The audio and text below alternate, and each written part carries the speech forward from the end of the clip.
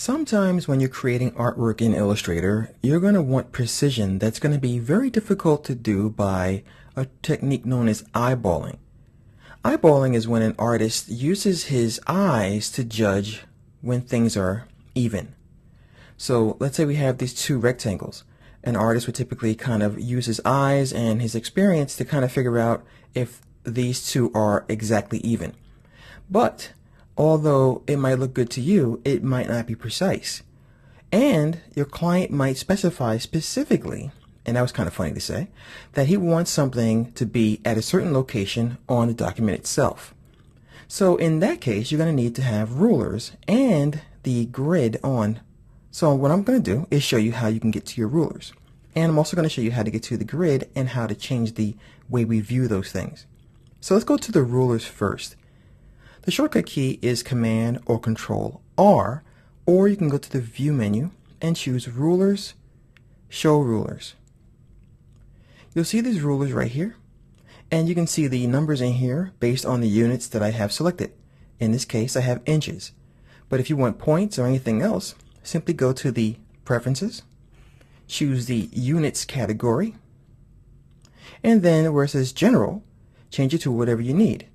So if I need it to be pixels for web work, I can choose pixels, hit OK, and now the numbers are represented as pixels instead of inches. Also, if I want to take the center point or the 0 point of this particular ruler and move it around, click in the upper left-hand corner right in the center of the two rulers and click and drag to a new location and let go of your mouse, and that will put your 0 point right there. So you can just put it wherever you want to. And it's a great way to line the point up to the beginning of your document so that things can go exactly where your client wants them to go. So if a client wants this particular box to be 216 pixels from the left, you can go ahead and go into the ruler itself on the left, click and drag out what's known as a guide, and then you can grab your object and line it up. And there it is, exactly where he wants it. Likewise, if he wants it to be 216 pixels down, you can do the same thing. So in the top ruler, I simply click and drag, and I can drag a guide down and match it up to where it says 216 on this side. And I can simply move this object and put it right there.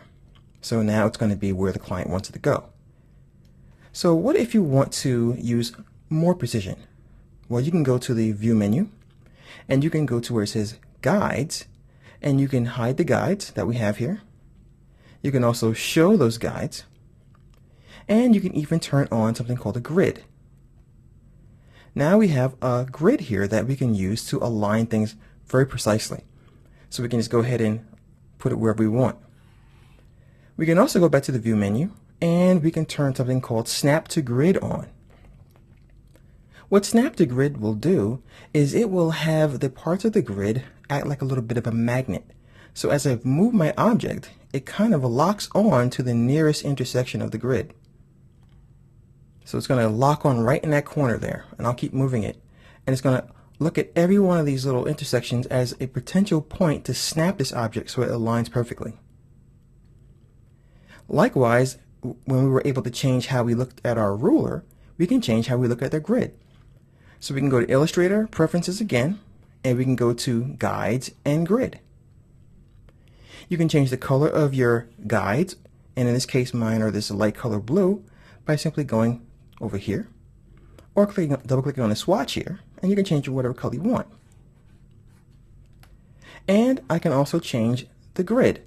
So I can change the color, I can change the style from lines to dots, and I can change the grid line from 72 pixels between every one of these guys and the subdivisions to whatever I want as well. I'll go ahead and hit OK, and you notice that my changes have now taken place. I now see dots instead of lines, and I see a green guide. So that is how you can use the rulers, the grid, and the guides to help you more accurately line up your artwork inside of Illustrator.